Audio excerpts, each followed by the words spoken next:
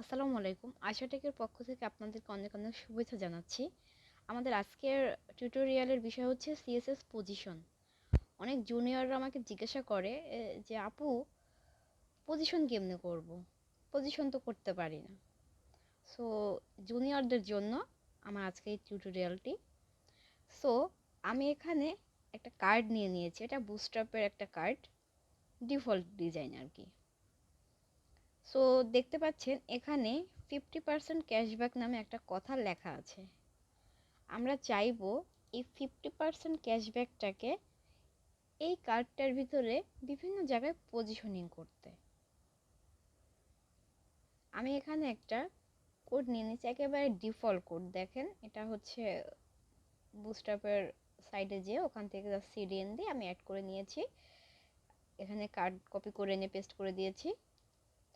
So আমাদের এখানে আমরা কাকে সরাতে চাচ্ছি, এই যে 50% ক্যাশব্যাক এই লেখাটা আমরা আমাদের ডিজাইনের ভিতরে বিভিন্ন জায়গায় নিয়ে যাব।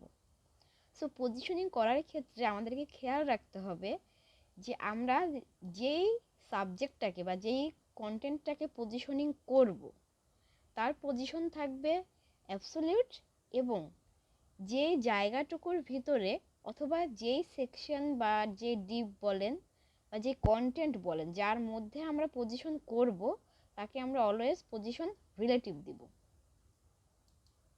আমরা যদি এটাকে ইন্সপেক্ট করি, একটু খেয়াল করি এই যে কার্ডটা।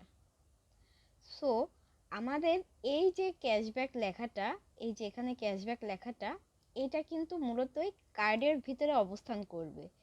সো আমাদেরকে এই কার্ডটাকে পজিশন রিলেটিভ করতে হবে। আমি এখানে কার্ডের একটা ক্লাস নিয়ে নিয়েছি, আমরা এখানে কার্ডের পজিশন দিব রিলেটিভ। এইবার এই যে ডিপটা, যেটার নাম দিয়েছি ফ্লোটিং ডিপ, মানে আমরা এই লেখাটাকে এই কার্ডের ভিতরে বিভিন্ন জায়গায় মুভ করাতে চাই, পজিশন করাতে চাই। যাকে মুভ করাবো তাকে পজিশন অ্যাবসোলিউট করব। দেখেন পজিশন অ্যাবসোলিউট করার সঙ্গে সঙ্গে এটা কিন্তু ছিল নিচে, আমাদের এই যে ইমেজের নিচে ছিল, এখানে ছিল, এখন চলে গেছে কোথায়, এই যে এখানে। মানে ও বাই ডিফল্ট একটা জায়গা নিয়ে নিয়েছে, দেখা যাচ্ছে না, তাই না? তাহলে আমরা এটাকে একটা কালার দিই। কালার কি দিব? কালার রেড দেই, রেড কালার দিলাম। এখন ক্লিয়ার দেখা যাচ্ছে, তাই না? এখন এটা আমরা যদি এই 50% ক্যাশব্যাক লেখাটাকে যদি আমরা ডানে সরাতে চাই তাহলে কি হবে? তখন আমরা দিব রাইট 0% দিতে পারি আমরা, অথবা পিক্সেল দিতে পারি, আমরা যে কোনোভাবে এটাকে সরাতে পারি। সো এখন আচ্ছা, এটা একটা ব্যাকগ্রাউন্ড কালার দিই, আমার দেখতে ভালো লাগছে না দেখতে। কালার আমরা কি দিব? আমরা হোয়াইট দিই, এটা প্যাডিং দিয়ে দেই 5 পিক্সেল, একটু দেখতে সুন্দর লাগুক। আচ্ছা, এখন এটা রাইট সাইডে আছে, বাট দেখেন একেবারে মিশে আছে, তাই না? তাহলে যদি আমরা চাই যে আমরা রাইট সাইড থেকে একটু এদিকে গ্যাপে সরাই দিব, আবার উপর থেকে একটু গ্যাপ দিব, তখন আমাদের কি করতে হবে? তখন করতে হবে রাইট থেকে আমরা একটু একটু করে বাড়াই। দেখেন যতটুকু বাড়াবো, আমরা ধরেন আমরা 15 পিক্সেল ডান সাইড থেকে সরিয়ে দিলাম। এবারে আমরা যেটা করতে পারি, টপ থেকে সরিয়ে দিব, টপ টপ থেকেও 15 পিক্সেল। এবার দেখেন এখানে চলে আসছে। এখন যদি আমরা এমন চাই এটাকে নিচে দিব, তখন কি করতে হবে?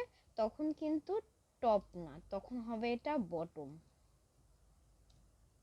দেখেছেন একবার নিচে চলে আসছে। যদি লেফট দেই তাহলে কি হয়? তখন দেখেন লেফট সাইডে চলে এসেছে। ঠিক আছে?